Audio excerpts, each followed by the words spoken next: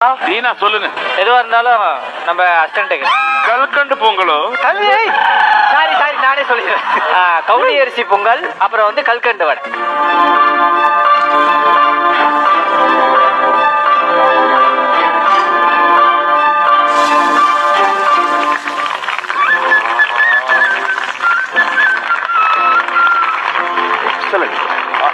வேக வச்ச கணக்கு, அந்த தேங்காய் ஃப்ளேவர் அவ்வளவு.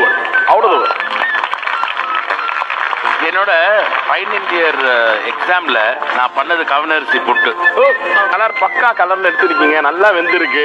Very nice, very nice. கவனி அரிசியை வேக வைக்கிறதுக்கு அவ்வளோ நேரம் வேணும், 10 விசில் வேணும்.